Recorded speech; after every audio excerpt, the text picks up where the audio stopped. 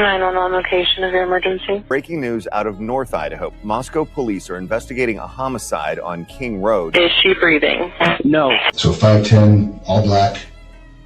Could you see what color his eyebrows were or anything like that? No, I don't remember what his eyes look like either.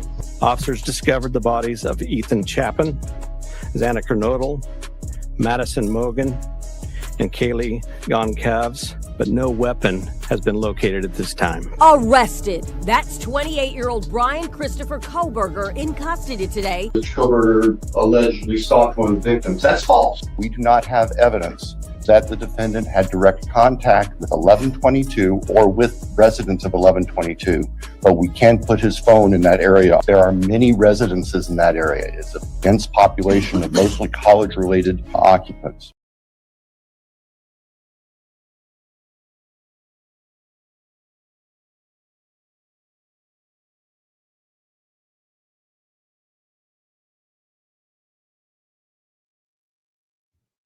Hey guys, how's everyone's day been? I'm glad we actually got to do our 2 lives for Thursday today. And I have like a schedule that I hope that we can stick to. Let me see if I can show you in the camera. I took a picture of it on my phone so I could keep it like on the, what you call it, save screen, so that I can make sure that I pay attention to what I'm doing. Let me see if it'll let me show you. Because normally it acts crazy. Let me turn this light off. And I'll post this later. Can y'all see a little bit? It's up to Sunday night. And I'm hoping to be able to stick to it so that we can get caught up on some stuff. But also talk about stuff that's happening right now too. And I'm going to try to go back to covering some part of Gypsy Rose at least every other Sunday. So there's an interview that her weirdo little self just did. And it's like 2 hours long or so. And she says all kinds of really just crazy shit, bro. So, you know, we're going to take an Idaho break on Sunday. Aliens in the morning on my second channel. And then we're going to go over that Gypsy Rose interview. I've seen things like little pieces, but I'm not going to sit and just listen to the whole thing myself. I need to be able to talk some shit. So we're going to do that on Sunday. I have it to where we're going to go over the interview that the Goncalves did on J for Justice tomorrow morning. Because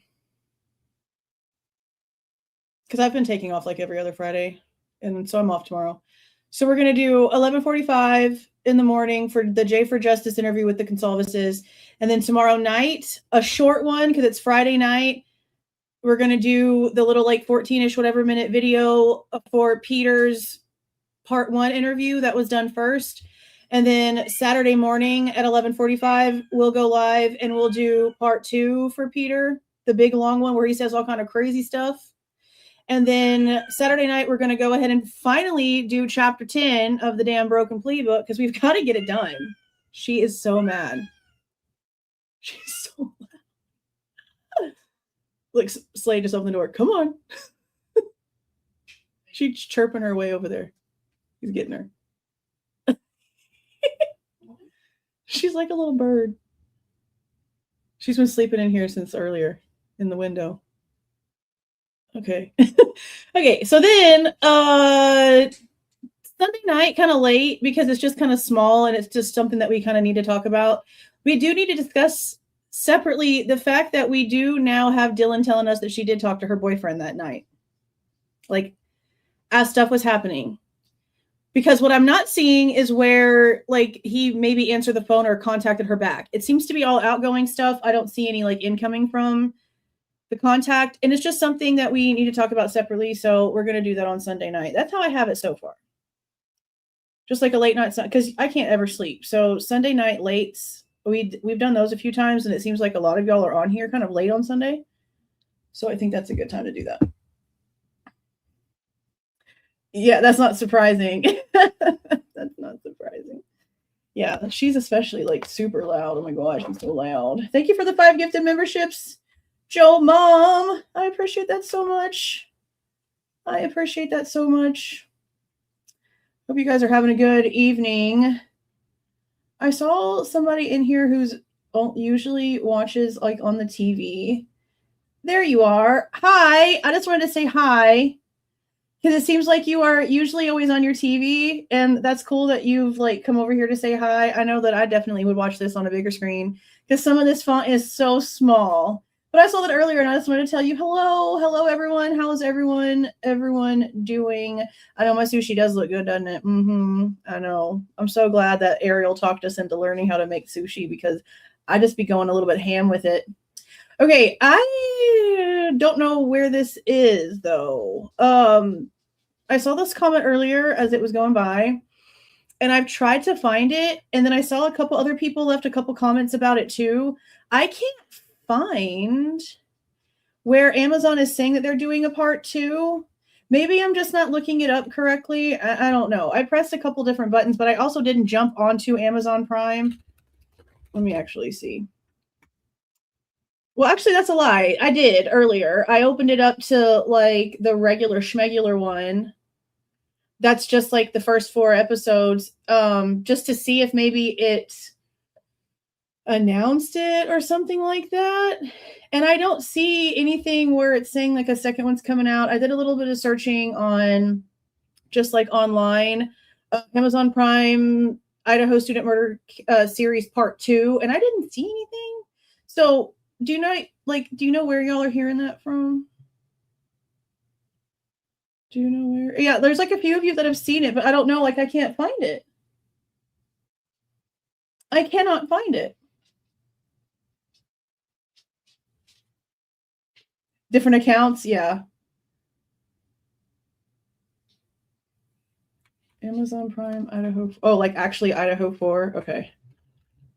Amazon Prime, Idaho 4, 2.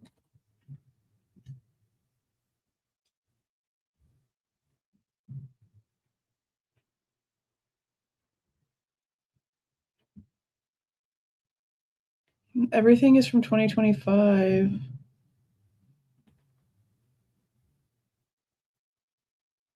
Part 2 series, okay.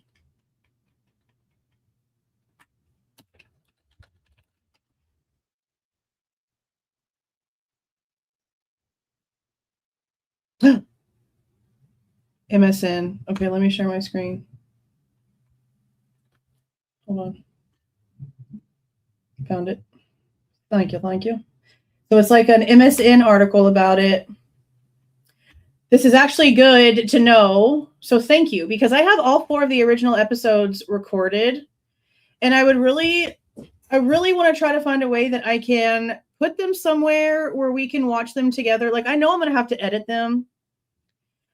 And I know that we're going to, like, I want to go back over the Dateline episode, but I'm going to have to edit it too. Like, and I don't mean like just edit because of, you know, the things I have to do for like copyright or whatever. I mean, like, I don't care about the hello zits and the, hey, she worked with me at the damn clothing store. I don't give a shit about none of that. I want to edit it down to just like what they're talking about when it comes to timeline, facts about the victims, facts about the case, facts about Kohberger, actual like things that matter.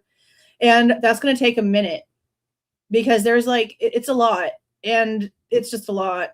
And we've got the 4 episodes from Amazon and then Dateline. So I don't know if we'll be able to get to it maybe beforehand, but I want to try to find a way to at least be able to give you guys full public access to my edited versions of the episodes that are only about the facts so that we can like watch them together. Like, I don't think that we can do it where I can have it on the screen. So what I'm trying to do is figure out a way that I can edit it down and make it available to those who are going to be watching along so that we can do it the way we've had to do it whenever it's on the TV. We can all watch at the exact same time, but we're on a live to where you guys are in the chat and I'm on the screen, but it can't be played because YouTube will literally delete my existence. You know what I mean? The way we've done it a couple times. Okay, let's see what this says.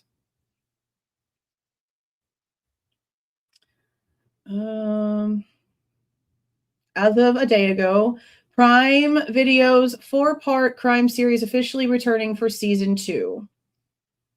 Okay. Now per Variety. Oh, so it's actually a completely different article. Is it going to make me pay for it? So is this like the original? Yeah, they're going to try to make me pay for it. It's going to be 3 episodes. I can read. Oh, maybe not. Okay, never mind. I talk shit for no reason. And I'll clip this so that it's like just a separate announcement, either later on tonight by itself or in the morning, just so that it's out there. Amazon Prime Video has greenlit a second season of One Night in Idaho, The College Murders. It's 2025 docuseries about the horrific stabbings of Idaho college students carried out by Bryan Kohberger in 2022. The new season features never before heard testimony from the law enforcement officers and investigators who apprehended Kohberger as they attempt to answer the question, why did he do it? The police featured in season 2 of One Night in Idaho were previously unable to tell their stories due to a gag order on the case. Yeah, but Fry already talked like a lot in ways he shouldn't have, according to the rules. The 3-episode season 2 also features archival material, including body cam footage, police interviews, and forensic evidence. But are they going to be honest about the evidence? This is going to be a real big test to see, with everything that has come out to the public, how they are actually going to portray it. Are they going to try to keep the same bullshit narrative that we had before the facts came out, or are they actually going to tell the truth? I guess we're going to see. Hold on a second.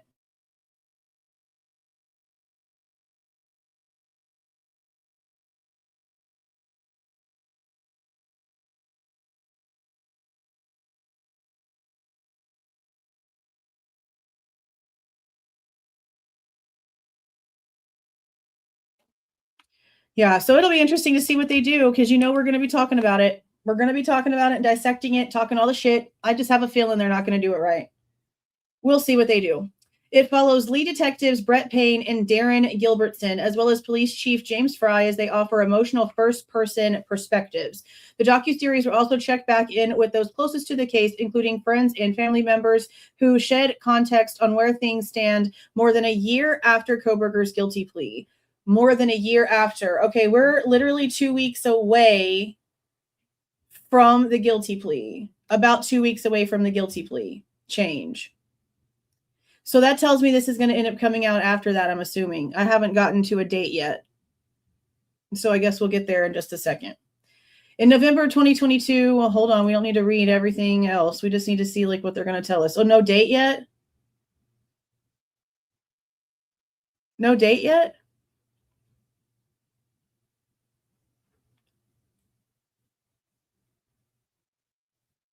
I guess no date yet. It just keeps saying new season. We know it's going to be 3 episodes. Yeah, there's no date yet. One Night in Idaho, The College Murders, hails from director Matthew Galkin, showrunner Katie A. King, Sorry Syndicate, Paramount Television Studios, and James Patterson Entertainment. James Patterson has a literal entertainment company with how bullshit his book was. That's crazy.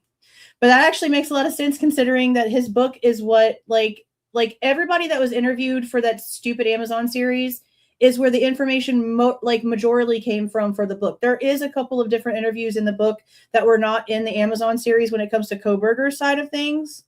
But everything else came from everything else. Like the Chapins, Hunter, Emily, all that stuff, it's all the same. It's literally all the exact same. They came out together. They were put together. They were marketed together. Yeah, all that shit.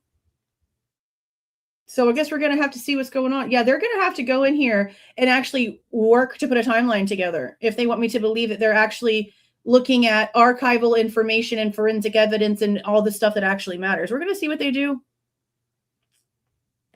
We're going to see what they do. I hope we get a date soon. But considering that they could literally announce it within a week of it coming out, I guess I need to try to figure out what I just said I want to do. Because not everyone has Amazon Prime. And I can't show it on here. It's going to get me struck.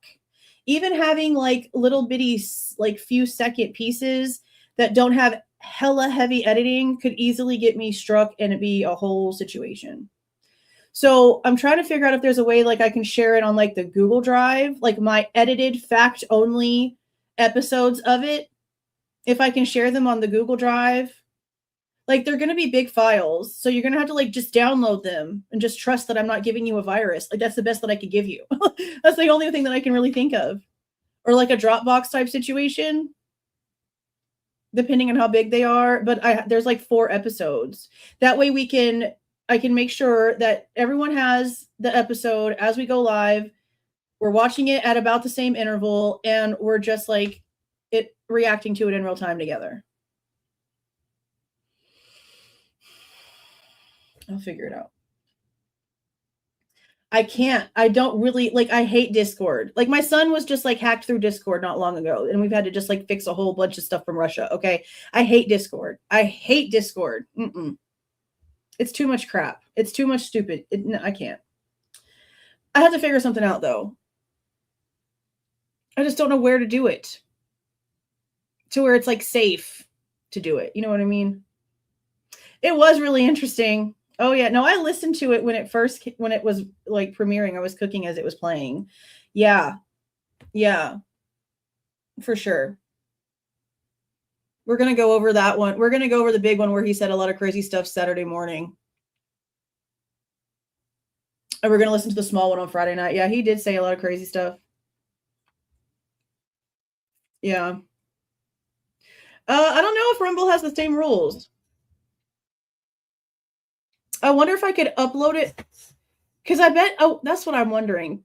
Could I upload it to Rumble? You know what?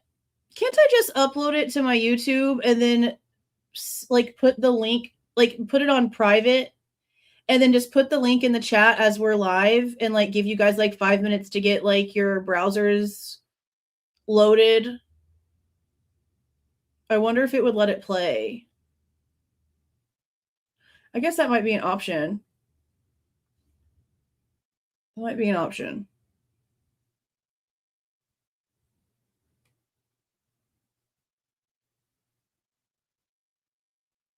We'll see. We'll figure it out. Okay. Now this right here is where I'm getting this interview here from. I'll go ahead and give you guys the link for this. This is like KT Studios. They do stuff over on iHeartRadio. And again, if you guys have been here for a while, I don't know how long ago this was. Let me check my YouTube and see how long ago this was. We went over an interview live from KT Studios. It was a girl that I guess she was like his, I guess not student, right? Well, yeah, if you're a teacher's assistant, technically they're like your students. He was her teaching assistant in the classroom. Like she was in the class that he was a TA for. And we went over that interview, and was it very long ago? It was like KT Studios. Yeah, right here I found it. Okay. This was, how long ago was this? Oh, back when I had blue hair. July 30th, 2024. I'll give you guys this link. We went over a criminology student that was in class with Kohberger's interview that she did with KT Studios. And now it seems that KT Studios has now been able to get, well, was able to get back in October of 2025, Detective Hugh Powell to come and interview with them. Now, what's interesting about this particular person is that he was at the scene the day of. You see him in the Aaron Morris body cam where the bodies are being removed.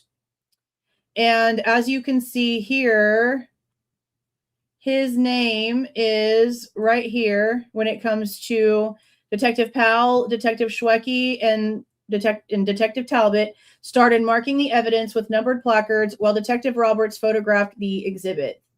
Okay. So he was there and he was helping the evidence be collected as that handwritten report that we went over earlier that has a million mistakes on it was being written.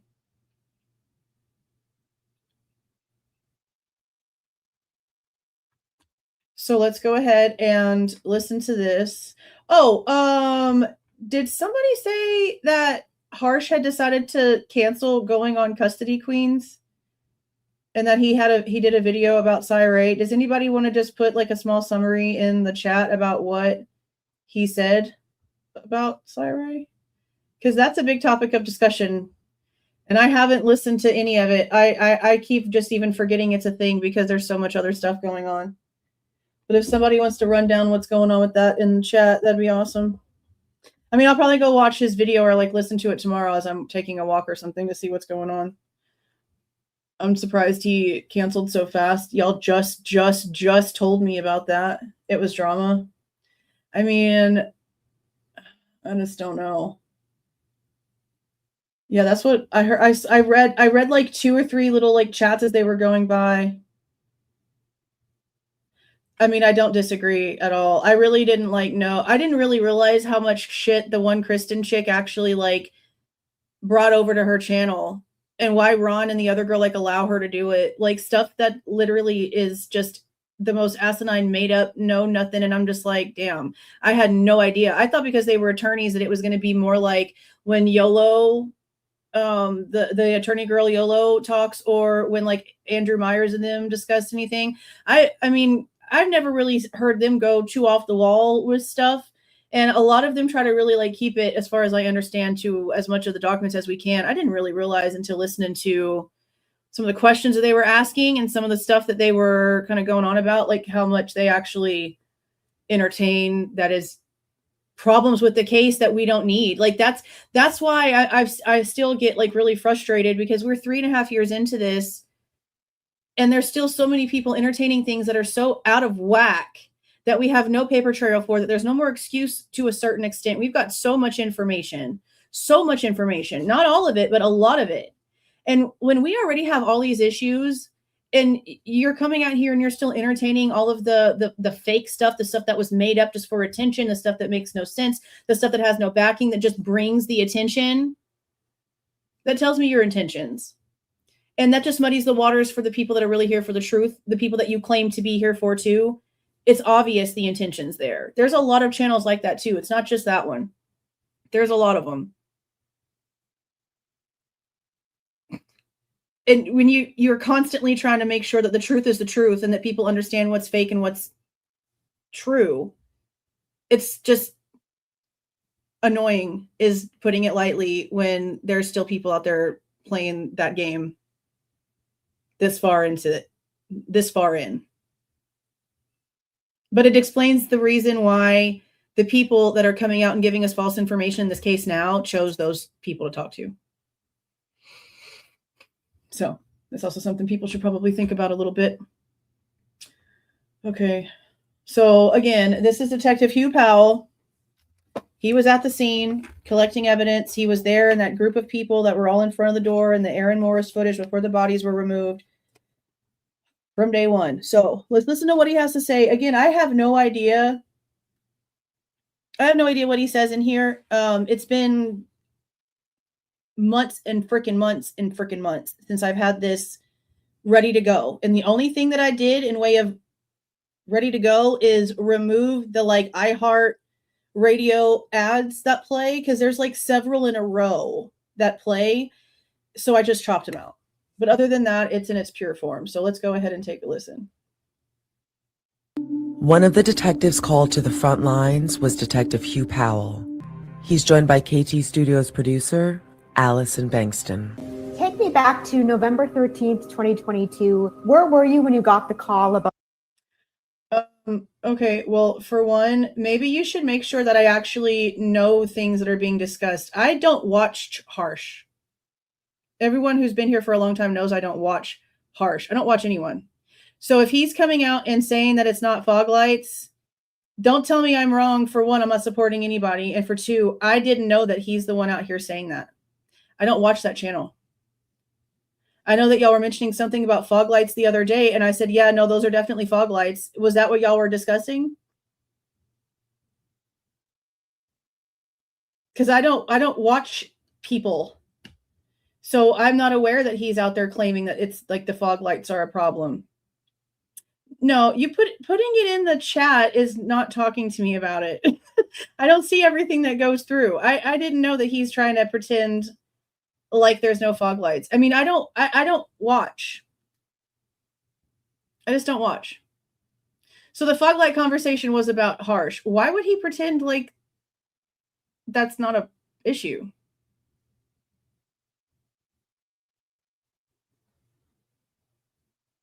Like, the whole reason why they took out the car coming out of Pullman was because it had fog lights and wasn't Kohberger's car. That's his opinion. That's his opinion. The fog lights are a big deal. I don't know what he said about it, but the fog lights are a big deal. And if he's like being crazy about it, that's kind of crazy. He says that's not definitive proof that that's Bryan's car. Well, the thing is that it's definitive proof that it's not Bryan's car. That's why it was taken out of the trial documents. Like, it's literal proof in what is filed with the Idaho court website that when it came to the car leaving, a white car leaving Pullman and heading to Moscow, that it was removed completely.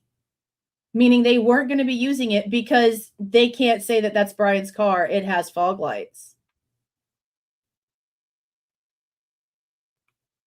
No. Incorrect. It wouldn't. No, incorrect. That's wild.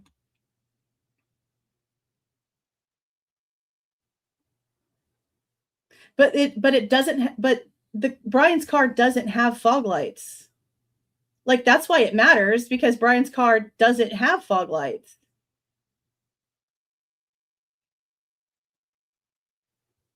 No, it's no reflective. No, that's no.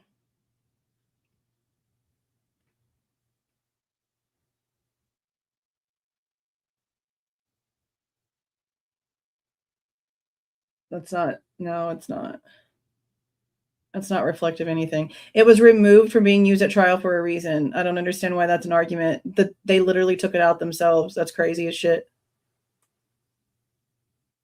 The only reason why a vehicle with the sunroof was mentioned is because on not the Linda Lane camera that looks into the parking lot, but the Linda Lane camera that looks down towards Taylor, there's a white car around the time frame everybody's looking at that comes in and turns around by the dumpster that has a sunroof, but Kohberger's car didn't have a sunroof.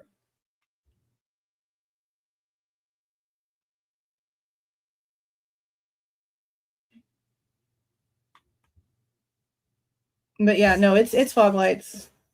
They couldn't prove that it was Kohberger's car for 1,000 reasons, plus the fact that there was fog lights. It's also two different camera angles that we can see, like, the fog lights on the car.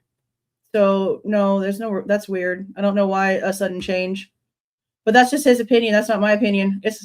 There's fog lights on the car they removed. And that matters because they want to start Kohberger's timeline already in Indian Hills without providing him actually leaving his residence and getting to Indian Hills. They wanted to remove it completely. How can you prove that it's him in a different town, but you're not going to track where he was? And this is what I had been telling you guys for like ever now. They have all of that footage.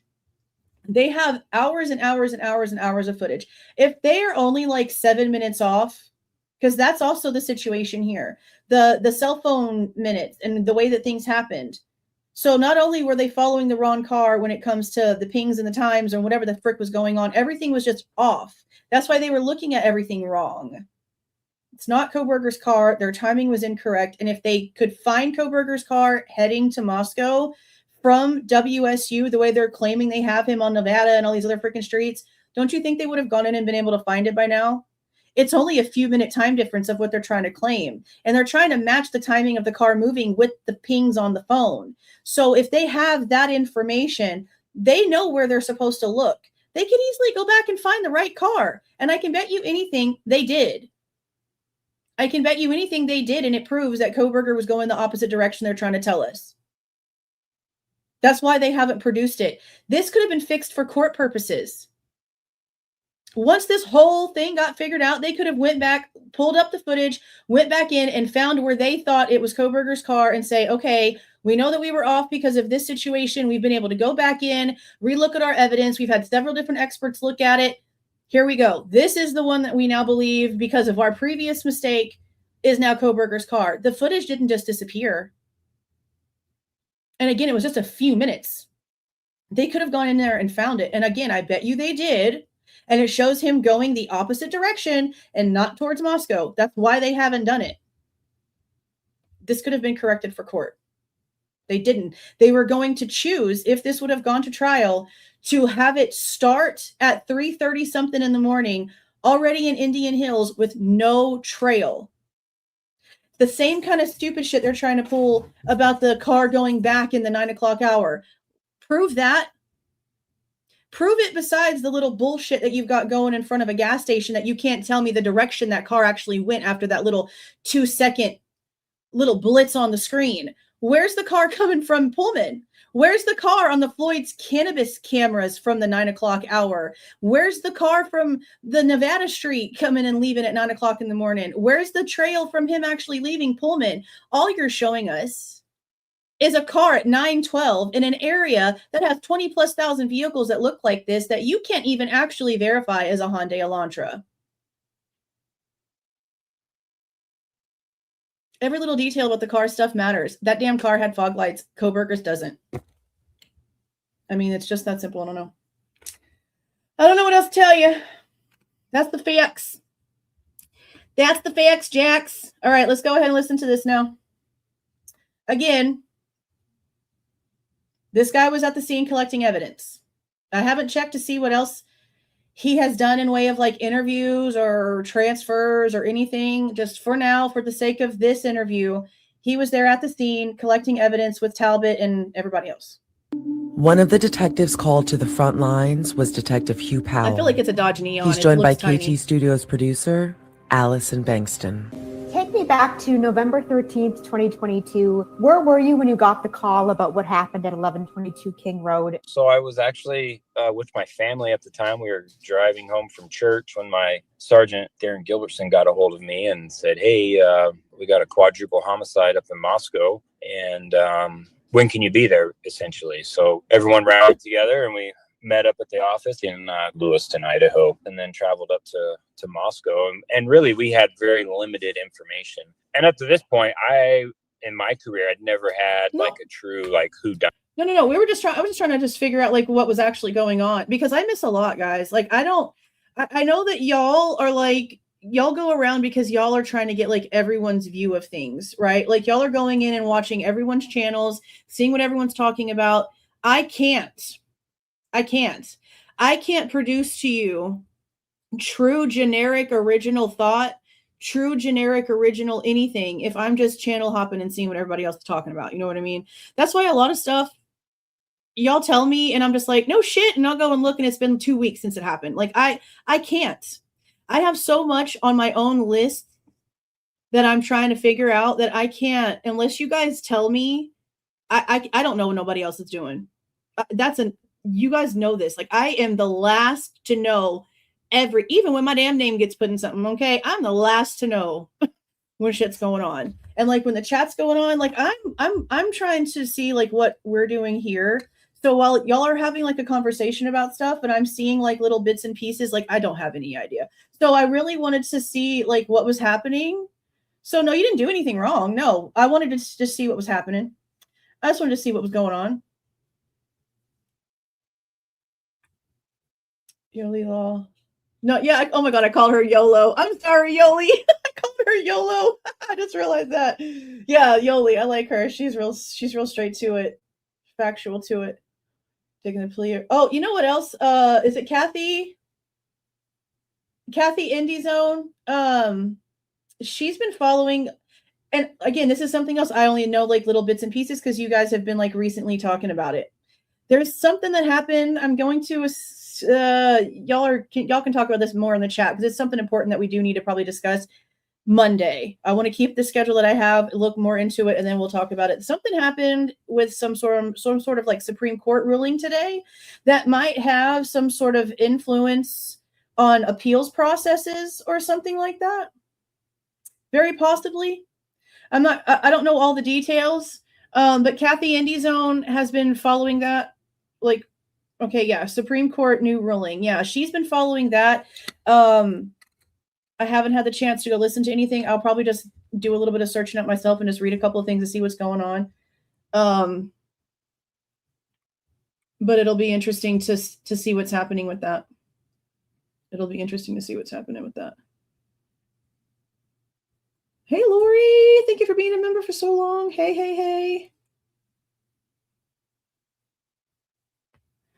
Beige sedan on camera footage had me wondering on which camera. I mean, like if it's actually beige. See, that's another thing too, Joe Mom. We don't know if it's white, the car on the 1112 cameras. We have no clue.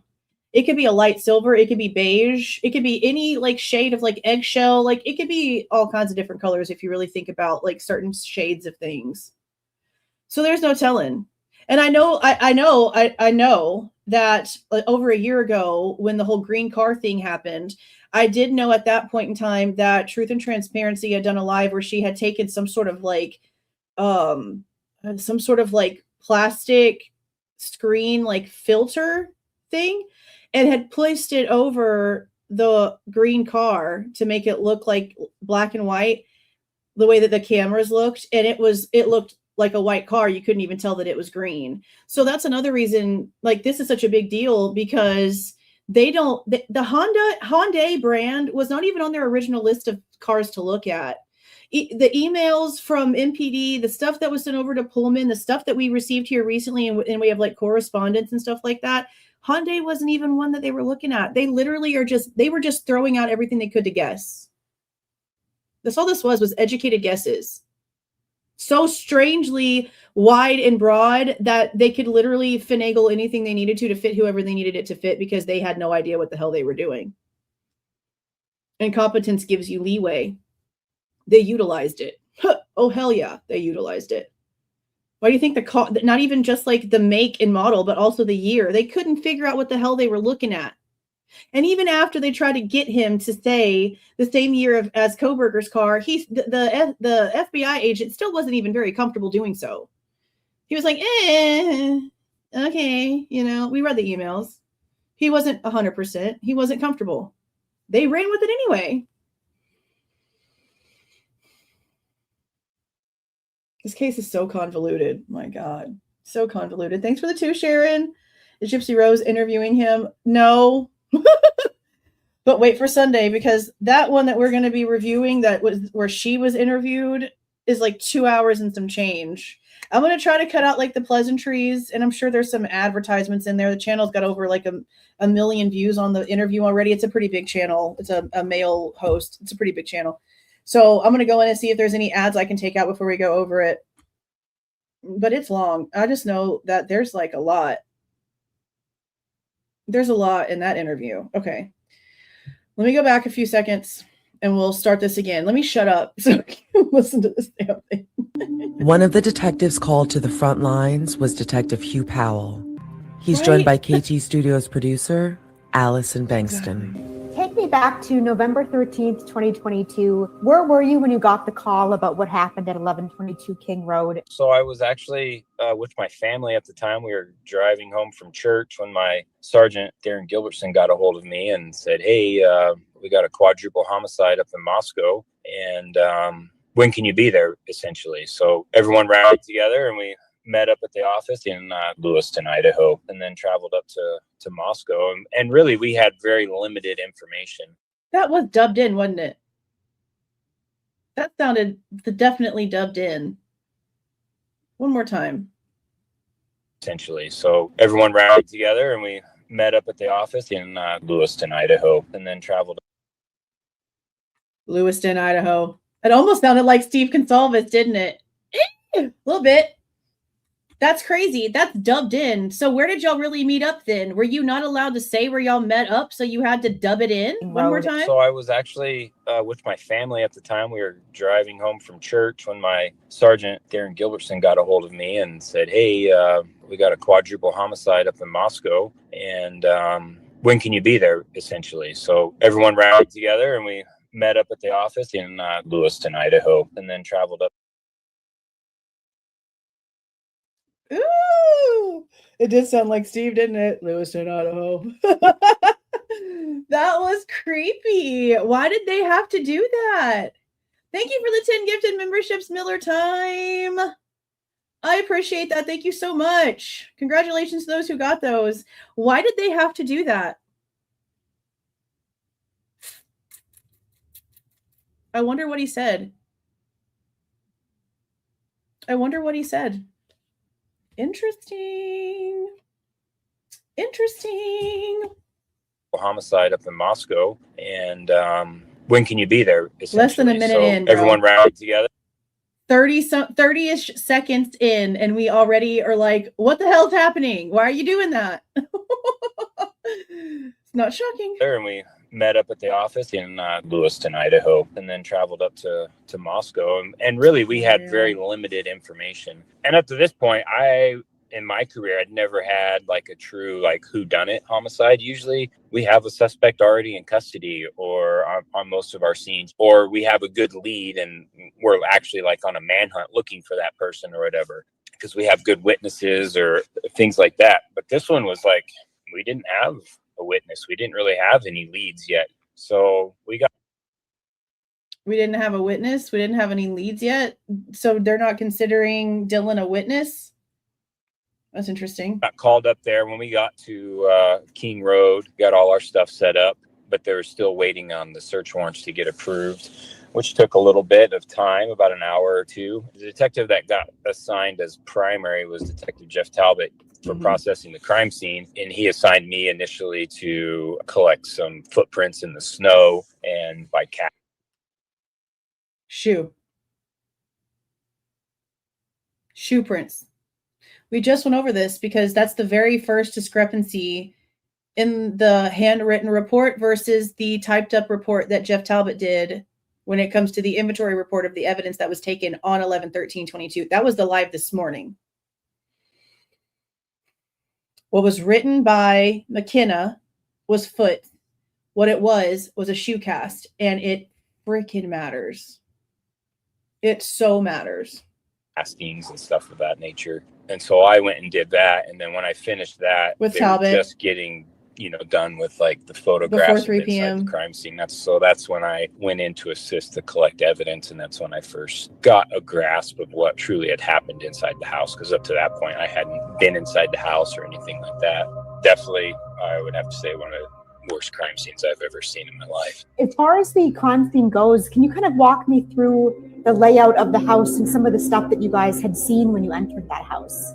So it's like 3 levels. There's like what I would call like a daylight basement area that faces to the north. And when you walk in, that's where, and you go up the stairs to the living room. There's 2 bedrooms down below. And then when you walk upstairs, that's the main living room and the kitchen. That's where Xana and Ethan's bedroom was on the main floor, so I would call the second floor. And then when you went up the stairs, kind of like kitty corner from the kitchen, the stairwell led you up where Maddie's and Kaylee's room were.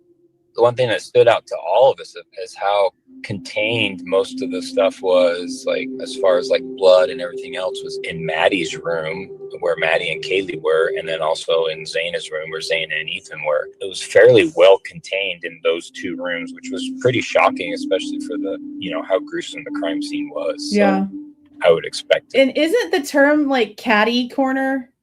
I've always used catty corner. That might be wrong too, but that's how I've always said it. So yeah, he said kitty corner. It's the same wording that Molly used. I'm going to have to go back and listen to that. That's interesting. That's interesting. Huh. You say kitty corner? Well, I wonder which one it is.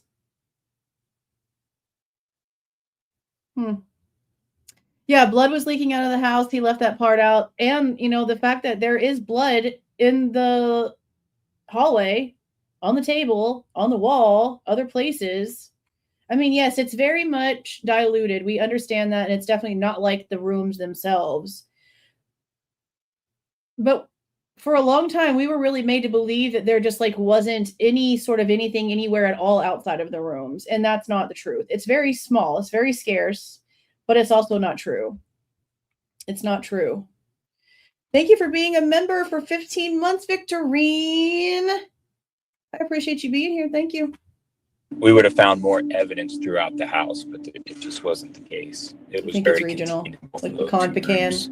What did that make you think initially about who the killer could have been? You know, because it doesn't seem like it was a break-in where the killer took a bunch of stuff. It doesn't seem like he messed up a lot of things. When you're seeing two kind of really well-contained rooms, what did that suggest to you right away? It just appeared like someone knew what they were doing. It wasn't just this crime of passion where someone just lost their mind and just started, you know, killing people. It was something that seemed to be more methodical and more thought out. After we finished processing the scene, we turned all the evidence over to Moscow Police Department. And at that point, we had a briefing. What are some of the first things you guys do once you have that initial briefing? And what do those briefings look like? Well, that briefing, we listened to the 911 call that came in. And then we watched the footage from the officer's body cam from when he responded to the scene. So news. And then they just talked about a few of the detectives from Moscow Police Department, their initial interviews with people that responded initially. So they talked about all those interviews. And then, of course, we start getting tips that were coming in. People were calling in and stuff because everyone... Some crazy stuff. I wouldn't say everyone, but a lot of people knew, like Xana and Ethan, Kaylee and Maddie. And so it started to get a little overwhelmed. And we work with some amazing partners down here with the FBI. And so we got a hold of them and started asking them for their assistance because we knew this thing was going to probably grow a little bigger than we had initially imagined. What is it like to chase down those tips and, you know, do these initial interviews when you don't know who it could be? Initially, what we were assigned to do is like area canvas. So we're just going door to door around the neighborhood, you know, trying to find if anybody had, you know, security footage, Ring camera footage or anything like that, and start collecting. Did you hear that? And start. There was a definite edit. Something was removed. Listen to the spot where it goes mute for a millisecond. The neighborhood. Bad editing. Trying to find if anybody had, you know, security footage, Ring camera footage or anything. Heard it? It was like area canvas. So we're just going door to door around the neighborhood, you know, trying to find if anybody had, you know, security footage, Ring camera footage or anything like that, and start collecting those things and start trying to put stuff together. It was literally just door to door, just running down all these tips. Some of them were crazy, you know, to be honest with you. What were some of the craziest tips that you received? Were there any that really stood out? Like, oh my goodness, there's no way that this could be true. We had weird ones about the knife was buried under a bear in the middle of the field or whatever. Under a bear? They said it was a pack of bears had the knife or something, and it was where it's buried under a pack of bears had the knife. Sorry, I don't remember reading that in your damn Idaho State Police supplemental report, sir. What? The knife was buried under a bear in the middle of the field or whatever. Buried under a bear? They said it was a pack of bears had the knife or something, and it was where it's buried under a tent or whatever in the middle of the field. I remember that coming out. We kind of got a kick out of that. Yeah. So craziest tips that you could possibly think of that people would call in. It was kind of nuts. But they all had to be looked into, you know. Bro, yes. I just was thinking that. Literally, the second that she just spoke, I said, why does it sound like she took like him just talking and edited in her questions? It sounds so like not organic, right? I was just thinking that. Yeah, it does sound poop. We kind of got a kick out of that. So yeah. Craziest tips that you could possibly think of that people would call in. It was kind of nuts. The tone change right there. Oh, this is heavily edited. Knife was buried under a bear in the middle of the field or whatever. Buried under a bear? They said it was a pack of bears had the knife or something, and it was where it's buried under a tent or whatever in the middle of the field. I remember that coming out. We kind of got a kick out of that. So craziest tips that you could possibly think of that people would call in. It was kind of nuts. But they all had to be looked into, you know. That's like four different sectional edits. Because the tone and the voice is changing and the volume is also changing. How freaking odd. Field or whatever. Very scripted, very odd. They said it was a pack of bears had the knife or something, and it was where it's buried under a tent or whatever in the middle of the field. I remember that coming out. We kind of got a kick out of that. So craziest tips that you could possibly think of that people would call in. It was kind of nuts. but they all had to be looked into. See, that hurt my 'Cause ears. once we All the get different that volumes. This person, is you don't horrible. want to have I something want the original like the defense chick, come out and say, whoever like, KT oh, well, is. this can't be the person because you guys didn't go follow up with so-and-so on this tip. You guys just blew it off. But that's really the person that you should be looking at. We just didn't want that to be able to come back and bite us in the end, And so we really wanted to produce a high quality case where our I's were dotted and our T's were crossed. So it was 16, 18-hour days for, I think it was the first 3 weeks. Definitely wasn't the case, I don't sir. think any of us had a day off. And we initially had a lot of suspects at first that would, check these certain boxes that we were looking at. For one reason or another, it's like, nope, that's not our person. And so it became draining over the weeks. It's like, man, we're like week 6 or whatever, and we still don't have anybody. Some of my partners that we talked to, there was, a doubt in the back of our mind. It was like, are we really going to find this person? Are we going to be able to seek justice for these 4 kids? We found out that our lab down in Boise had found like a single source male DNA off the sheath. And so that was exciting. We're like, oh, sweet. And so we were hoping we were going to find someone fairly early, but not understanding that whole process. That was the first time I've ever worked a case like this, where you're going to find out who your suspect is through a DNA source that you collected at the crime scene. And then in December, when finally we are in the meeting with my Sergeant Darren and everybody else, FBI, all the way down to the Moscow PD and with ISP, and they're like, this doesn't go anywhere. You don't talk to your wife. You don't talk to anybody about this. Don't search his name. And they talked to us how they were able to get to the point where we're at now, to where we had a. Don't search his name. You're telling me that the investigators that were investigating the case were told not to search the suspect's name? What? Not understanding that whole process. That was the first time I've ever worked a case like this, where you're going to find out who your suspect is through a DNA source that you collected at the crime scene. And then in December, when finally we are in the meeting with my Sergeant Darren and everybody else, FBI, all the way down to the Moscow PD and with ISP, and they're like, this doesn't go anywhere. You don't talk to your wife. You don't talk to anybody about this.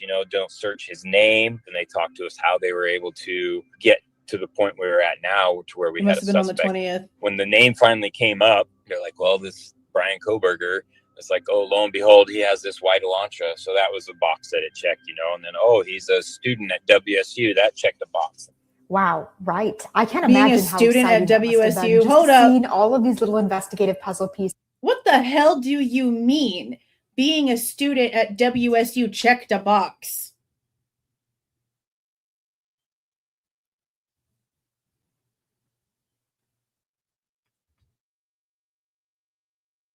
Interesting. That it checked, And then, oh, he's a student at WSU. That right. checked. Well, he is a student. He's a student and he was a teaching assistant. He was both.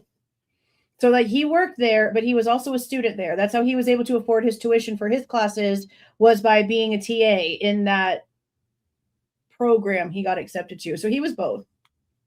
It was both. Awesome.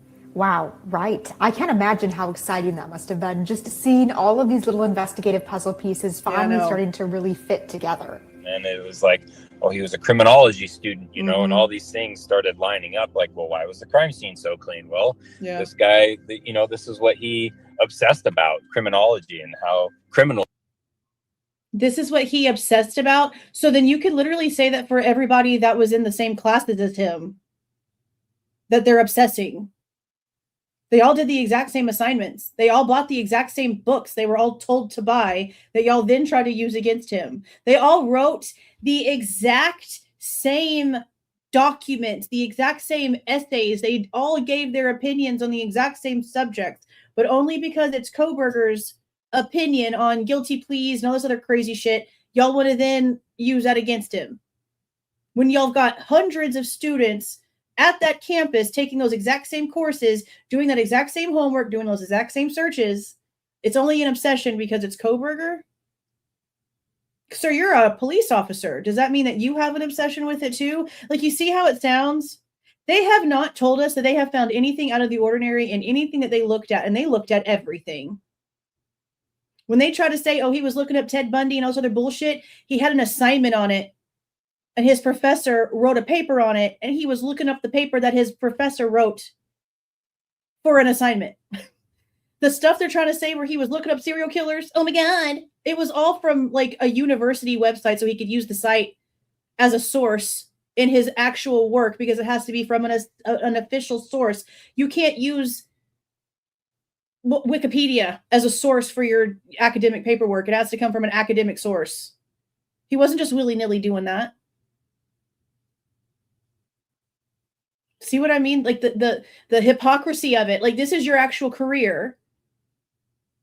But everything about him that's the same for you is only bad when it's from him. And I've said this before, but I'll say this again, and eventually I'll put it up somewhere and I'll show you guys like the actual video. There was like this really beautiful blonde girl that put this video over on TikTok. And it was about how when she hugs her parents, she feels empty inside, like she doesn't have any emotions. When they say that they love her, she doesn't feel anything.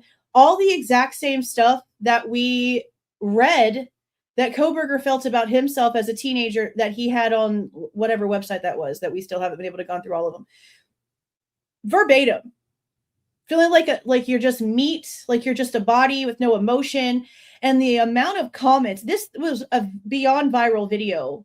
It had hundreds of thousands of likes, thousands and thousands of comments, thousands of shares. It had millions of views. Nothing but people saying that they know the feeling because they feel the same way. So having that sort of closed off emotions to your family is okay if you're a gorgeous blonde that's posting about your issues on TikTok, which that's fine. But it's only okay for you for that version. But when it comes to Kohberger, oh, that makes him a serial killer. That makes him a mass murderer. That gives him motive to be doing these things. He adored his parents. It doesn't matter that he felt like that as a teenager. Do we not see how close he actually is with his family? Do you think that happens because you're emotionless? No, it doesn't. The catch-22s, the hypocrisy, whatever you want to call it, has just been really eye-opening here. I'm pretty sure I have that bookmark. I know I screen recorded the entire thing because I went through and like scrolled through the comments so that people could see how many thousands of comments were agreeing with this feeling. But it wasn't odd to them for her. But make that girl Bryan Kohberger and Ashley Banfeld is going to make you look like a freak. It's just interesting. It's just interesting. Reacted to when they committed these crimes and how they almost got away with them, or how they were able to do these things with leaving the least amount of evidence behind. So it was really interesting when all this stuff came out, and then it was kind of like that aha. It's like, oh yeah, we're 99% sure this is our guy. So that was, man, you talk about a weight 99%. Kind of off everybody's shoulders. Even though we knew we still had a bunch of more work to do, it was finally, we have someone to concentrate all this effort, all this manpower, all this knowledge and experience into. Now we get to dig into truly who this guy is. Once we found out who he was, then I was assigned to interviewing some of the students there, or people that he had contact, so he has phone numbers that were in his phone that we were able to link back to people in the Moscow, Pullman area. One of the reports that you had written that I found especially interesting is apparently you had interviewed someone who said that he talked with Bryan Kohberger about capitalism versus socialism, vegetarianism. It was his neighbor where he lived at his apartment, because his number was in Bryan's phone. And so this is how we were able to track this person down. And there was like text messages between the two. And so I guess him and Bryan would chat either in the parking lot or near their like entrances to their apartment complex or whatever. And they ended up, I wouldn't say like befriending each other. I think they were just more like acquaintances, and they would talk about, school and maybe similar.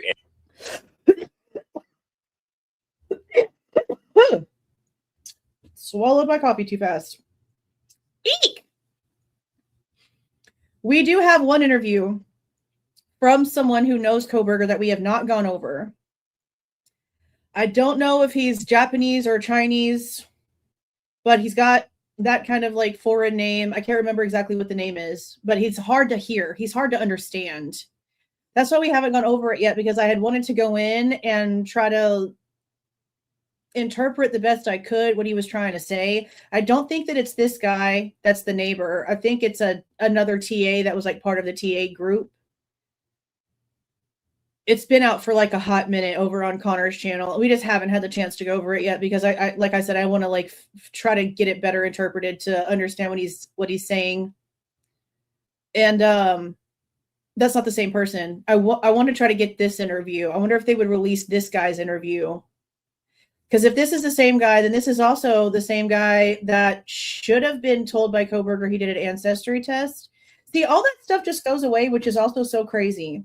All that just goes away. We were told in the very beginning, and I know that it was just rumors. Okay, I know that it was just rumors. But this was like stuff that was being talked about before we knew anything about like the IgG stuff being a thing or like anything else, right? That he had apparently taken a test and found out whatever his descent was, and they had like a whole discussion about it. On top of that, way in the beginning of this, there was some sort of ancestral tree stuff that was found online that had Kohberger's name connected to it.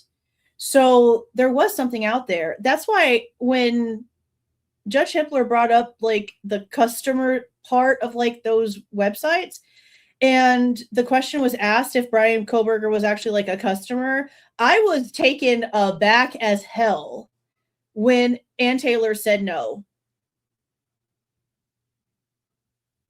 Because that's not true as far as like we are understanding.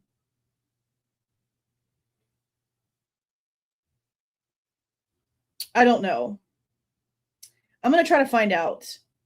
I'm going to try to get that interview, and I'm going to try to find out because there was a tree out there. It was on a website. We saw it. It was a long time ago. And I don't know how his name could have possibly been on said tree if his DNA hadn't been submitted to the website prior to all this going on, the way we heard there was a conversation of. So we need to figure that out because I feel like that's really important considering the rules that were broken here and what actually like was done. If he actually had submitted his own DNA to those or not, it's extremely important we figure that out. Interest and things of that nature, but it was interesting, you know, we got to learn some of the things about Bryan Kohberger and like, you know, that yes, he was indeed a vegetarian, which is whatever, that's no big deal, but then he only ate one meal a day, and as we started to learn more about Bryan, eat 1 meal a day early on in his early teens or that's whatever, so normal. My dad's done that for 30 years and everything else, so that was kind of interesting to learn. And then another heavy edit about, like, another heavy edit. His early teens or whatever, he, you know, had struggled with his weight and everything else. So that was kind of interesting to learn.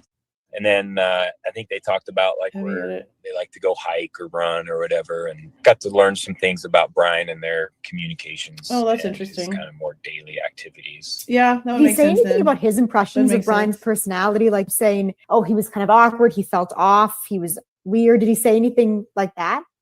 He did kind of say that he was kind of, I think if it was like introverted, yeah, they talked about, like to talk about politics, about capitalism, socialism, because I believe the person, his neighbor, he was from Iran. So that was kind of interesting. And that how Bryan Kohberger thought party was a complete waste of time.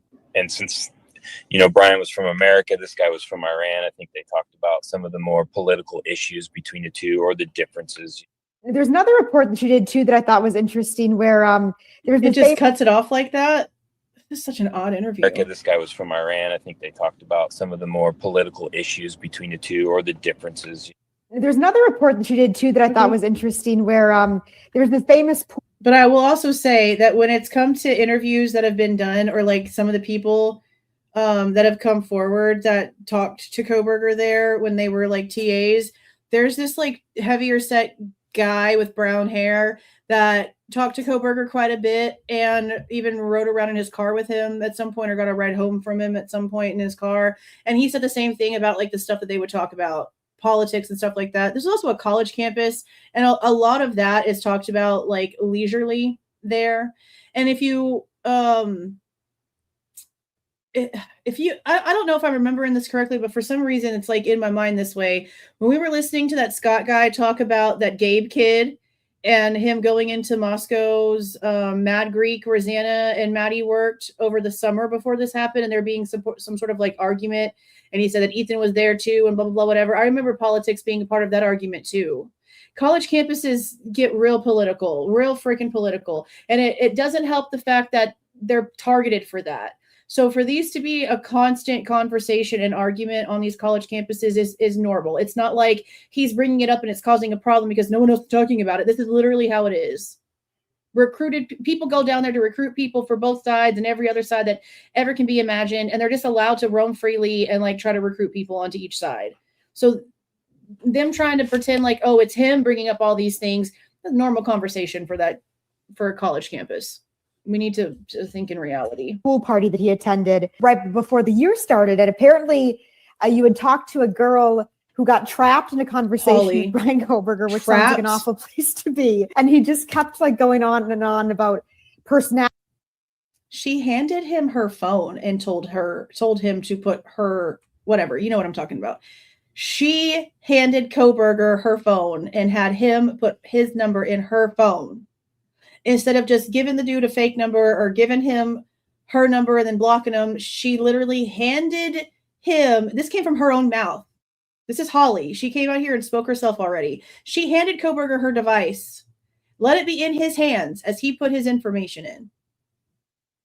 That's why I said I really would love to know what her like interpretation of that little pool meeting would have been before his name became public as a suspect, because no one is going to give her kudos for coming out and talking if she acts like there was no problem and she actually liked him for like a half a second, but life just got too busy and it's not a big deal. Instead, they try to turn it into something that it 99.5% probably wasn't. You know, because he is a little awkward around people, socially awkward. Most people are. So it might have been a little odd, but obviously not too odd. Why would you have handed him your device? And people can say all they want to. Sometimes women just do things. I don't give two shits what women just do for anything. Okay. If you were surrounded by a whole bunch of people and a guy is bothering you, say something. You don't hand him your phone and then allow him to do whatever the hell he wants to on your unlocked device. That's stupid. I don't think for 1 second she felt like he was creepy in the moment. I think she felt everything was just fine. Why else would she have done that? I want first impressions, not the impressions after the media is done went stupid. Reality tests and what they mean, and she just didn't know how to get away. Can you tell me a little bit about that interview? And that was interesting with her because when we first initially contacted her, she had no idea what it was about. And then when we asked, like, oh, do you remember this person's name? And she's like, well, no. And we had already interviewed some other people from the pool party. And so I was just like, well, maybe he had contacted her at the pool party. So I was like, do you remember like attending a pool party this last summer or early fall or whatever? And she's like, oh my gosh. And it's like a light bulb went on in her head. And she completely, it's like, I remember this guy. He had come up to me and he wanted to talk about this survey. He wanted me to answer for him, you know? And she's like, I'm at a party. I'm with my friends. I don't want to be talking about this survey of people's personalities or whatever. She's was like, just on business, really. And she's just, I'm here to have a good time. And she kind of, she felt very awkward around him. But she also can't like act like that now. Again, she gave him her phone. And they were talking about hiking and stuff too. Unless he's talking about a completely different person that wasn't actually at the pool party and he's confused. But we've heard from Holly already.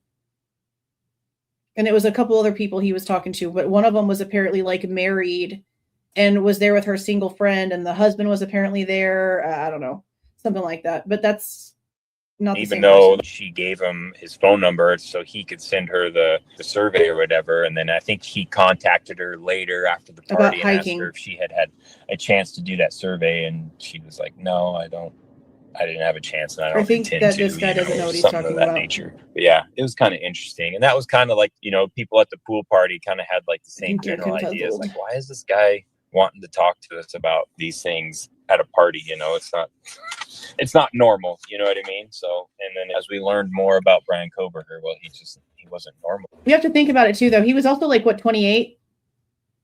Because he was at the end of his career in college. So he was older than them. So to go to a party because you have like something that you're trying to do for your assignments or whatever you're trying to do, knowing there's going to be a whole bunch of people there. Yeah. I mean, he probably would not be the more, you know, younger, lower 20 partier attitude, But he bought shorts. We know he bought swimming shorts to go. So it's not like he didn't go to like be around and actually like intertwine himself with people. He talked to the DJ, he talked to a bunch of other people. He got phone numbers, multiple phone numbers, according to Howie Bloom, whatever. Multiple phone numbers. That's a whole nother thing too that I always find interesting is they try to act like he was such an incel just because he wasn't like in a relationship with anyone. But we hear about the Holly girl and the whole phone thing. We hear about him getting other numbers there at that pool party. Then we hear about the girl that wanted to apparently date him, but he didn't feel the same way about her. We see him walking around Walmart with a chick. Like, did he actually, like, was he actually an incel? No. He just obviously just wasn't interested in any of that. But there was obviously girls that liked him. We've heard all of this happening. Why they try to pretend like it's not real, I don't know. Other than they want it to fit an agenda. But even like the ugliest weirdo has somebody that ends up falling in love with them at one point. So I don't really quite understand what their whole thing is with that and why any of that even honestly matters. I really don't understand why that's always what they go to. But it's always like the personal life, the love life. They always want to try to dig into the Jerry Springer drama instead of sticking to what actually matters because it's something that interests them. It's entertainment. That's the only reason why they care about it. It's disturbing, honestly. Wanting to talk to us about these things at a party, you know, it's not normal, you know what I mean? So, and then as we learned more about Bryan Kohberger, well, he wasn't normal. He's a very awkward communicator and definitely was lacking some social cues. Yeah, right. This one is super interesting to me too, the hotel stay. Back in June and July of 2022, when he had first kind of came out west with his dad to move into college, to move into his PhD program. They checked into a hotel together.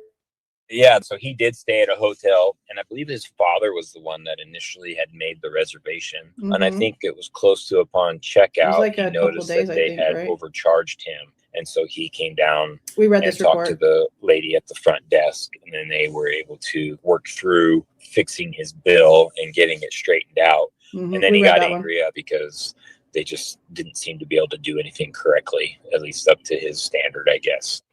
The lady's story. Yeah, if you're going to double charge me, you better give me my damn money. Excuse me, a hotel room, you know that's over like $100, right? At the least. Yeah, you better give me my damn money. I'd be mad too. And getting it straightened out. And then he got angry because they just didn't seem to be able to do anything correctly, at least up to his standard, I guess. I'm a Karen for my money. I don't give a shit. I work too hard for it. Kind of all over the place. She wanted to talk about that Bryan wanted to show his knife collection to her, you know, and yeah, that was talking about, you know, the sheath, and he had this really nice leather sheath he wanted to show her. And then he said he was meeting some girl named Maddie. So it was just kind of like all these things that she was. Yeah. So we read that report and they didn't even go over to that hotel until after, well, because they wouldn't have a reason to, they had Kohberger's name. So this girl was telling them all this stuff. And then the manager, there was like a whole bunch of back and forth with the clerk that was there, the one that took over the night, like the shift after, and then the manager. And there was no proof of any of this. The girl literally just made up a bunch of shit because she heard it all on social media, knew that Maddie was one of the victims in the case, and now knew everything about the sheath and everything, because of course this is going to be after all the information is out. You can go look at the dates in the report. The dates prove that. So I had a guy, and I still have to do a video about this. I had a guy in my shit for months, and he's suddenly just vanished since all this came out.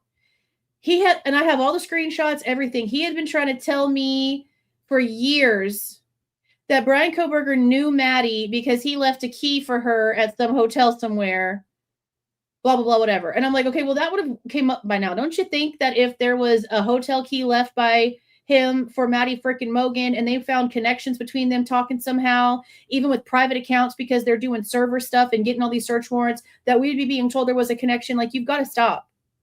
And this is where it came from. He's a local that knows this person that works at the hotel that was going around lying and telling everybody all this shit because the cops didn't know about the hotel till way after Kohberger's name was already announced as being the one arrested.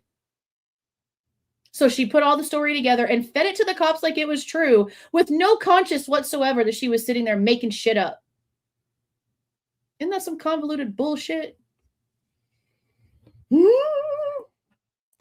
going to be going back over all of the reports one more good time, separately, each one having its own video, so we can make sure that we FOIA'd everything we possibly can. to be done with the reports before we move on to whatever else we need to move on to, in way of every little detail has been combed through. So when we get to that one, we'll talk about the rest of the crazy shit that I was sent by that dude. Teeth, and he had this really nice leather sheath he wanted to show her. You would think he said he was meeting some girl named Matt. You would think so, but so is impersonating a federal officer. And we don't have a paper trail that anything happened to the guy that literally walked onto the crime scene in ATF gear that belonged to his uncle. So much unbelievable shit in this case. Unbelievable. So it was just kind of like all these things that she was talking about. It was apparent that she had read the PC affidavit for his arrest and then wanted to come and. Thank you, sir. Thank you for knowing that information. See, that tells you right there, I didn't know what the hell he was about to say. Thank you for admitting that. Thank you for knowing that information, because I really thought y'all were all stupid as shit. Thank you for knowing Maddie. that. Thank so you it was just knowing kind of that. like all these things that she was talking about. It was apparent that she had read the PC affidavit for his arrest and then wanted to come and interject herself into the investigation. And not to say that she didn't have anything relevant to add to the investigation, but you had to kind of sift through what was maybe fabricated and what was true. What was relevant? The fact that him and his dad stayed at a hotel the first night that he was in town before he moved into his apartment because something wasn't ready. We have this report. We know the reason why. How is that relevant to the case? I guess you're just trying to be nice. That's fine. In the spring of 2025, Kohberger's defense team pushed to have 4 alternate suspects introduced. Among those 4 individuals, one stood out in particular. That lead was someone Detective Powell himself had investigated closely. Decor? So Kaylee's father had called in a tip to us actually about, some stalkers. Potentially she had called her dad and said, hey, there's this guy at Winco that was kind of stalking me. And so me and my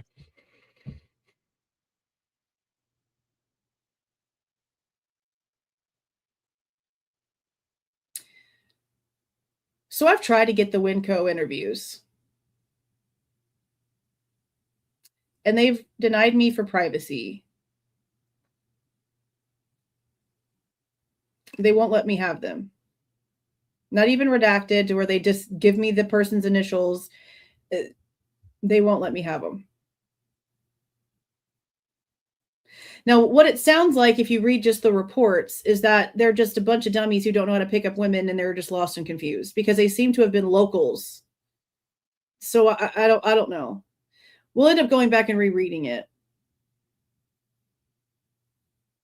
We'll end up going back in and rereading it. But I asked for these some months back now, and they told me no for privacy reasons, which is interesting.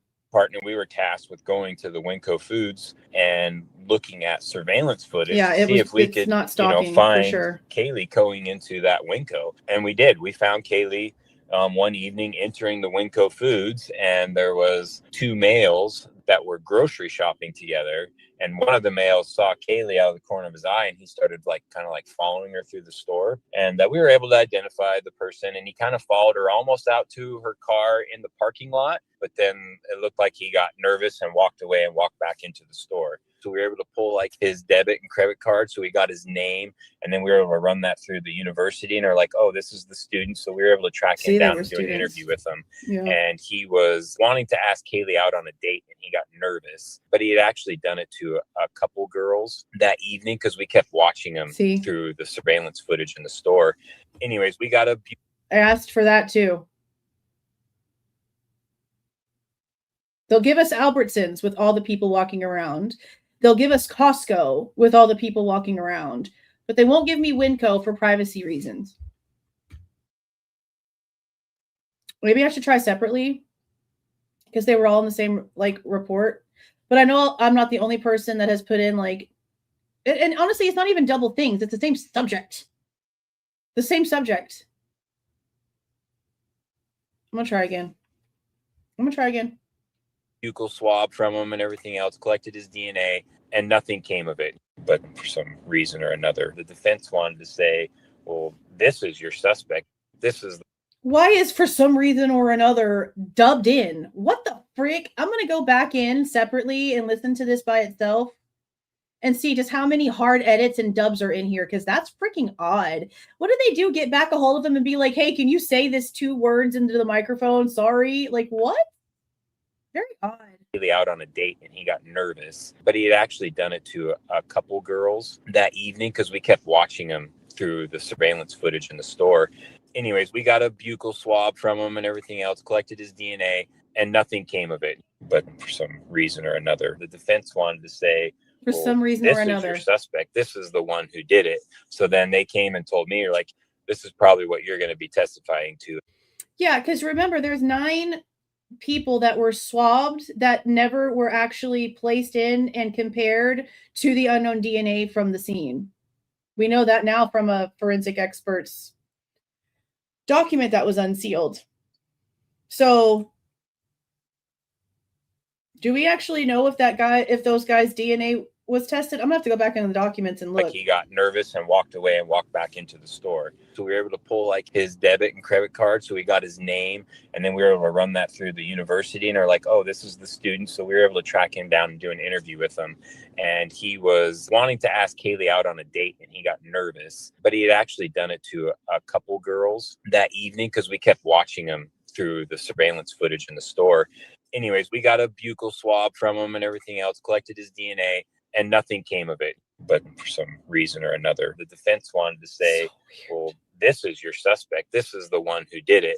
So then they came and told me, like, this is probably what you're going to be testifying to at the trial, you know, so you need to prepare yourself about your interviews you did with this individual. Right. Yeah. I remember when that was all going on, when the defense had, submitted 4 alternative suspects. And then the judge, I think he said they couldn't even be brought up at trial because the evidence just really wasn't. What Judge Hippler actually said, and this is handwritten on the order for this particular motion. The only way basically that Ann Taylor was going to be able to even talk to her alternate suspects is if they were called as witnesses for something relevant to the case. So if Jack Jacour was on her suspect list, obviously he probably would have been called to the stand because he was at the scene. Then Ann Taylor could ask whatever alternate suspect questions she had for Jack Jacour. The 2 Winco guys, if the state already deemed them irrelevant, there's no reason for them to be called to the stand. So Ann Taylor would have never, ever, ever gotten the chance to actually ask them any questions because they weren't deemed relevant to the case. That's what the order said. It can only be discussed on cross-examination. Judge Hippler literally shot down anything that the defense really needed to have happen besides like the change of venue. But then again, this is all about just Hippler. When it comes to Hippler, pretty much everything was just denied. It didn't even matter. They didn't get their Franks hearing, which is another reason I don't know why CW and Turvey and the other dude are like, Frank's motion, Frank's hearing. No, we were having motions about evidence being submitted and different things that were going to hopefully lead up to a Frank's hearing. But we literally have a Frank's denial. The motion for Frank's was denied in full. It's on the website.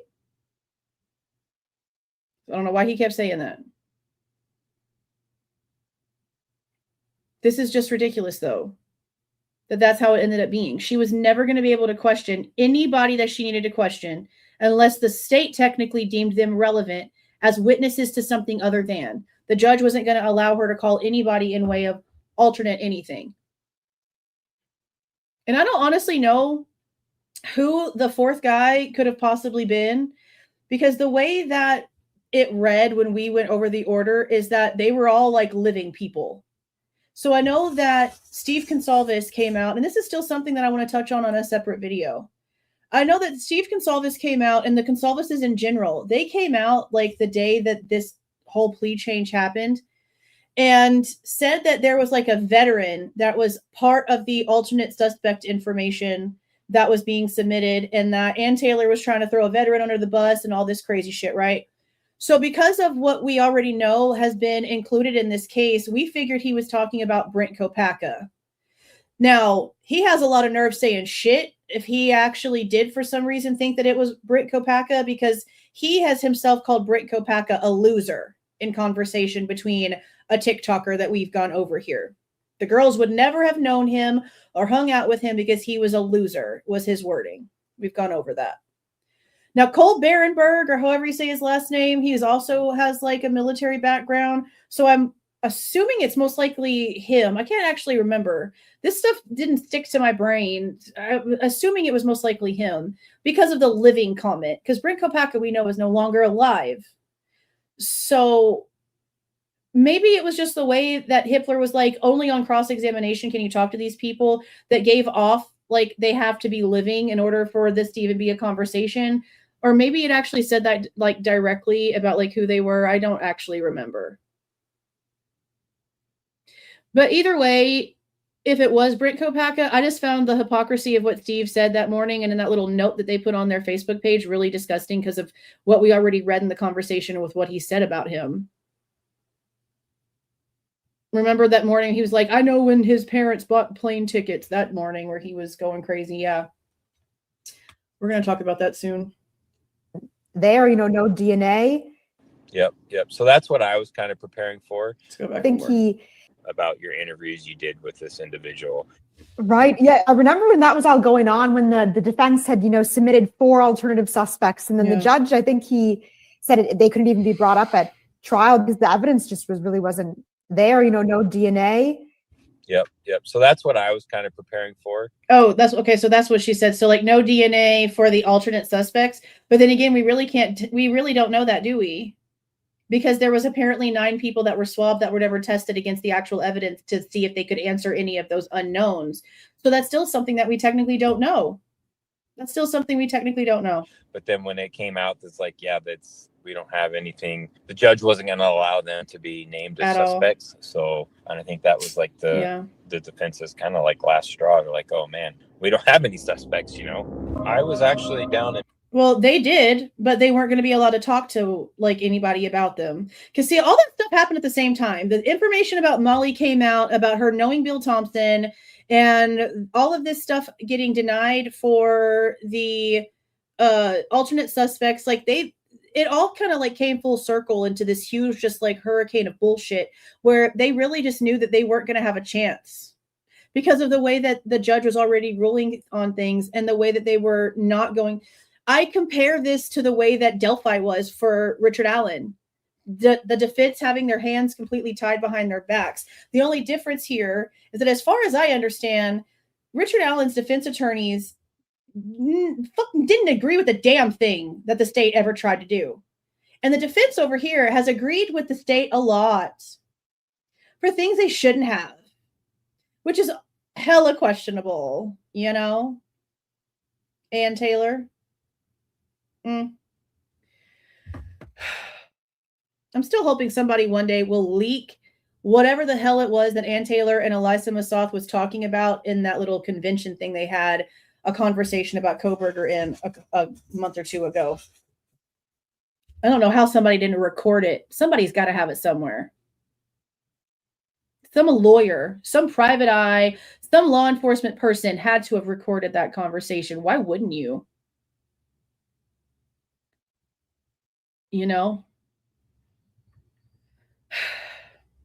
Someone's got it.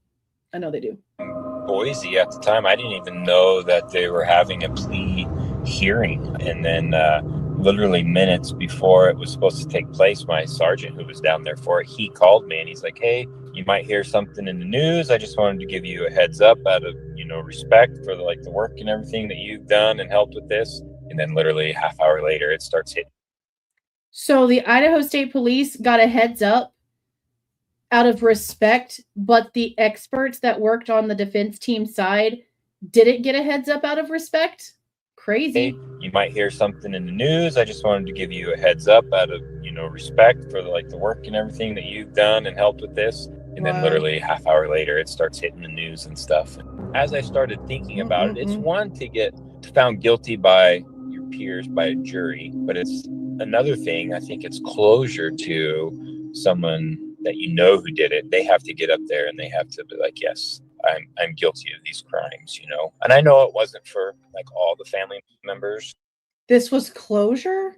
And I know what he's about to say. Like, I just heard that, like, the few words he just said. But how is this any better? This is worse. There's no answers to shit. How is this better? No, it's not, sir. Someone that you know who did it, they have to get up there and they have to be like, yes, I'm guilty of these crimes, you know? And I know it wasn't for like all the family members didn't quite necessarily agree with that. But I'll say this, I was like, any state that has the death penalty, they're horrible about going through with it, putting somebody to death. You know, those persons are going to be on death row for 20, 30 years during all these appeals. You know, it's going to cost the state tens of millions of dollars to its taxpayers. And then also every single time an appeal comes up, that family's going to be brought to relive this whole nightmare all over again. It's going to keep happening for 20 or 30 years. Well, now there isn't any of that. He's guilty. He's spending his rest of his life in prison with no chance of parole, and he can't appeal it ever. And so, I mean, I think there's some closure when it comes to that. You can only speculate, but do you have any theories on what his motive could have been, or do you think it's one of those things where we just might never know? I think a lot of us in office have our theory. We kind of all agree that he was wanting to test out his own theory and thesis that he had been studying and written about. He wanted to know what it felt like, because he's doing these surveys, you know, like, how does somebody feel after they commit a crime? How did they feel before? How did they feel after? And I think he was, you know, a very sick, twisted person who... Those were assignments. That was a group project that we found on Reddit. And yeah, there were some posts where there wasn't other people attached to it. But there was also posts where there were 2 other students on top of either a TA or a professor that were part of the email backs on the respond tos. That was an assignment. You know, like, how does somebody feel after they commit a crime? How did they feel before? How did they feel after? And I think he was, you know, a very sick, twisted person who wanted to act those things out and find out for himself. And he found the softest, most vulnerable people that were in college. They were there to get an education and make new friends and make life memories. And then he walks into that and totally ruins it and destroys 4 families' lives. As you look back on it now and you've solved it and the case is closed, what lessons have you learned? Solved it? Honey.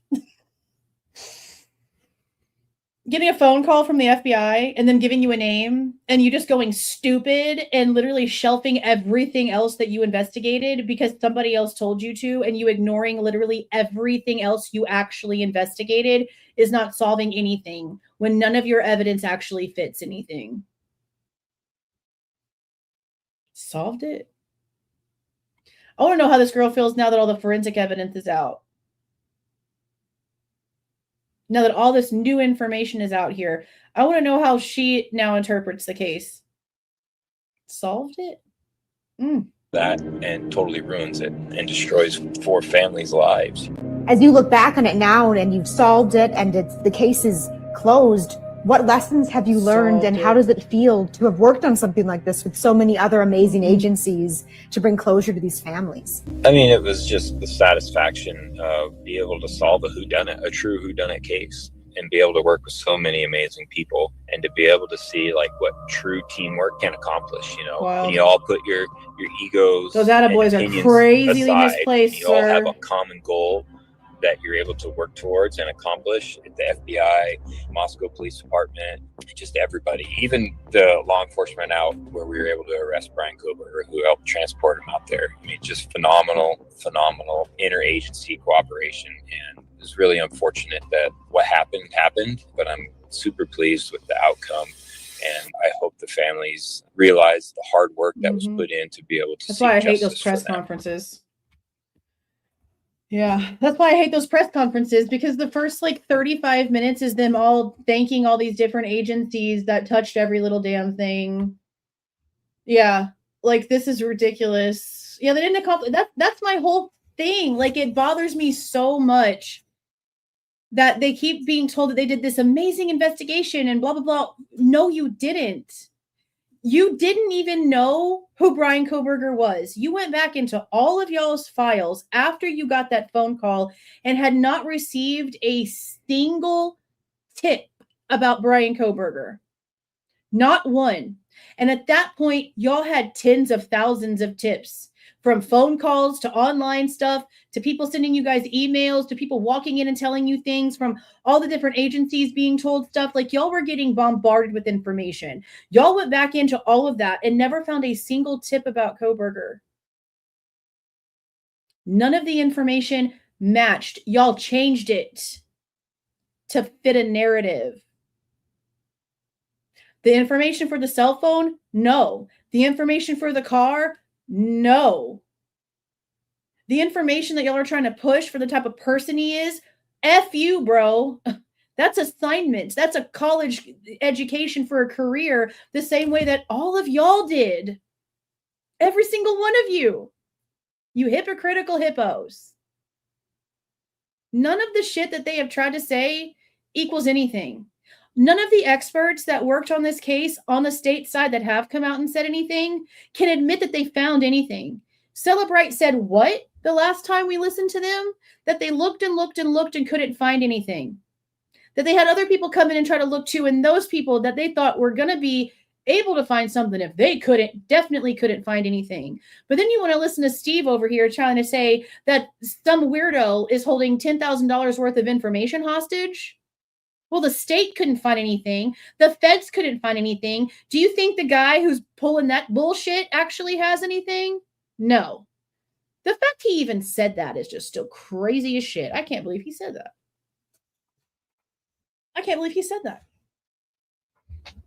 So, like, how do I, like, prove that situation?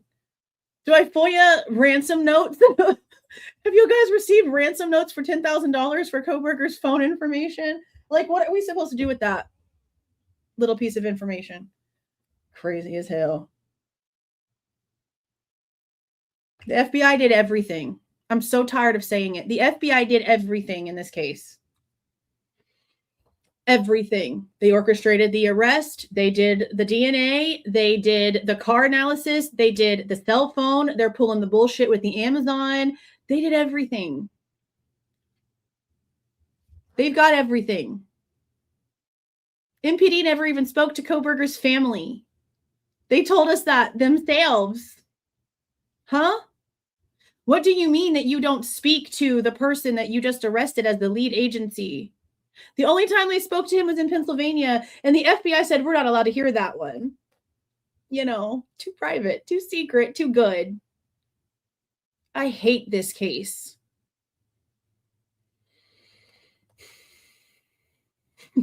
Fiery hate. It's a very fiery hate. Okay. Aggravating. Aggravating. Oh my God. Now look, we're going to talk about that separately too, even though we talked about it like a couple times now over the past few days. Because I didn't realize the day that the closed session happened in January 25, where Payne told Ann Taylor there was a lead before they got the call. And then after they got the call is when they found out about the unknown DNA, but they were told to shelf it. That exact same evening is when that refrigerator went out. Just so happens. Just so happens.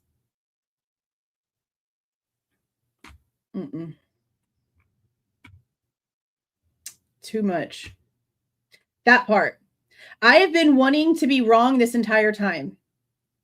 And the more information that comes out, me and Amber Vance were literally just having this conversation on TikTok the other day. We've been waiting for something to come out from them that actually connects to something. And every single time they come out with anything, it doesn't connect. Every time they come out with anything, it makes other people look worse. A year after the plea, and the information that they keep releasing keep making other people look worse. Dylan and Jack Takor, namely, look horrible. Horribly good for this situation. If you compare what we've heard and what we know about their situations, what they said in their interviews, and the shady ass shit that's been going on, they have more reasons to be persons of interest and suspects in this case, the both of them, than Kohberger ever had. No matter how deep they try to make it, no.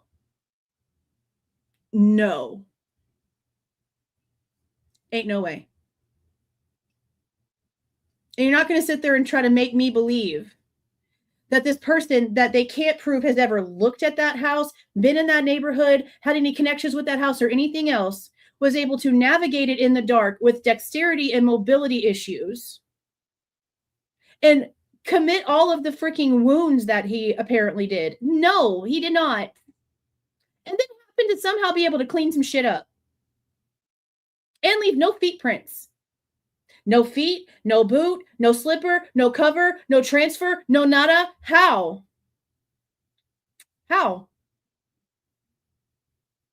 Password book wide open, Dylan going up the stairs, up all night, taking pictures, taking videos, doing who knows what, trying to push off the conversation she needs to have with her dad. Jack not answering the phone for the Goncalveses, even though he's sitting in the back of the cop car and has his phone and he's not detained and he can do and call and say anything he wants to, but they say they're calling him back to back and he's not answering either. Why, Jack? Why? Is that the reason why you were so ready to go and get the 11-12 footage from the chick so that you can hurry up and see what was on it? What you so worried about that 17-minute phone call maybe being recorded for? There's too much. And every single time something else comes out, none of it ever makes Kohberger look like he did anything but get caught up in some crazy shit. Whirlwind. Swept away. I don't understand. How are we supposed to believe this narrative? Look at how much is already out. Do you really think that at this point anything is going to come out that's going to change that? Everything now at this point is from the very beginning when we know damn well that they didn't have shit because look what they got now. All the testing and all the additional information and all the real deep stuff, that all came out in 2025. Everything that's going to come out now is just going to basically be like the shady little back and forth drama stuff. I mean, yeah, we might have a couple little things that happen, but when it comes to like the big deal testing and shit, there's not going to be some revelation that's going to suddenly magically make him guilty in the very beginning if they couldn't even do it in 2025.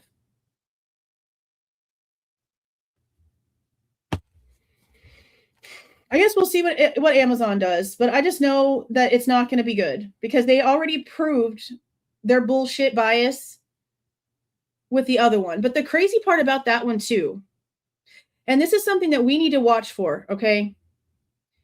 The one that came out in 2025 was recorded in 2023.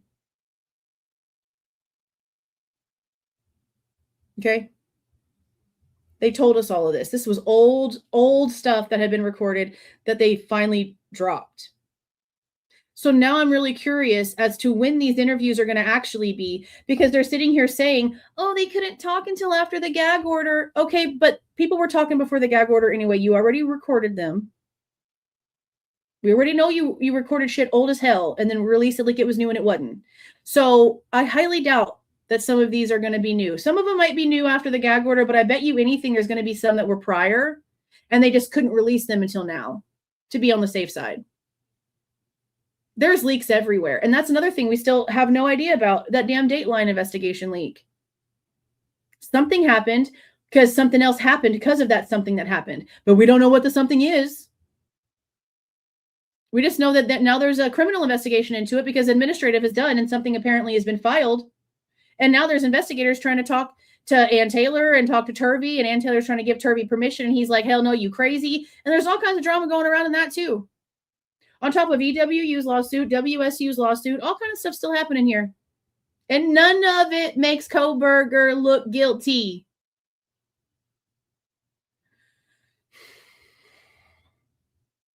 I wish that I could understand why this is the way this is. And how the families are just so okay with this being the way this is with no answers. They have no answers. We honestly probably know more than they do because we can stomach going through it. They can't. For the majority. That means we have more answers than they do. And they're still not questioning things publicly. Instead, they're just going after the money portion of this, which is disgusting. All of them are doing it.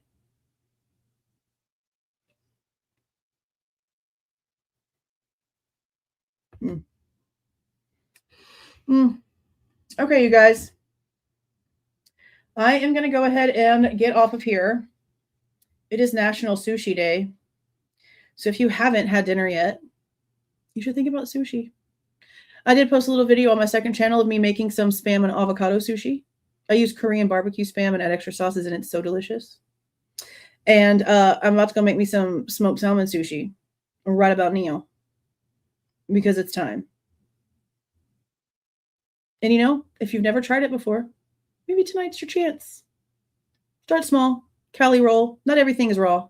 Lots of sushis are actually cooked. But you know, celebrate the holiday.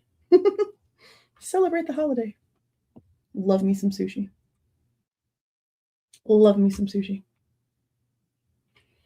All right, you guys, thank you so much again for the gifted memberships and those that were in here spending time with me tonight, and the super stickers and super chats. I missed one. Thanks for the 199 Penguin. Weren't the neighbors on Willinta vets or current? The Moye guy, he was an ROTC. He was an ROTC. I honestly don't remember when they were going around and doing the house canvas, if anybody else stated that they were enlisted or like were vets or not. But I know the younger Moye was apparently in ROTC, but that's the only one I know about from that spot that I know of for sure. All right, you guys, have a good night. I'm going to go ahead and get scheduled tomorrow's 2 lives. At 11:45 a.m., we're going to go over the Goncalves on J for Justice podcast the other day. We're not going to listen to the whole thing because a lot of it in the beginning isn't about the case. It's about the foundation. I want to listen to what they have to say about the case majorly because that's what we are here for. The foundation is great, but I don't trust the people in control of it or the people on the board of it because it's people like Chris Hansen that thinks that you're a pedophile because you like crime scene stuff. Because you want to know about crimes and look at crime scene photos and make sure that truth is truth. He considers you part of something like the 764 Club. Remember that shit? What a weirdo. And then Nancy Grace is on the board. I don't really care about that stuff. I just don't trust it. But it's really more about the way that they talk about the foundation and what it's supposed to do. Yeah, we're going to listen to the whole thing. Because the hypocrisy of how they talk about hair testing and stuff like that, I think we all need to hear it. You know? So we're going to do that in the morning, and then in the later evening around 7:45 because it's Friday and I usually do stuff with the boys on Friday. But to keep track, we're going to do a very short live to go over the first portion of Peter's interview that's only about 14 or 15 minutes long. So we should be live less than an hour just to be able to go over that together real quick. And then Saturday morning around 11:45-ish, we're going to go over the longer one from Peter where he says some cray-cray stuff. You know, I'll get those all scheduled out though. Oh, thank you for the 5, Tara. Thanks for staying with it despite the attacks. Yeah, it's been, you know, I know my intentions are pure for why I'm here. And if that makes one of the parents upset, then that says a lot about what their intentions are, doesn't it? You know? Y'all have a super great night. Y'all relax. Get some sleep. I will see you guys tomorrow. See y'all. If you like the way that I present this information and give my opinion, please don't forget to leave a like on the way out. Subscribe to the channel if you have not subscribed already. And please don't forget to make sure that the notification bell is set to all so you don't miss any of my rants, reviews, reactions, updates, or deep dives.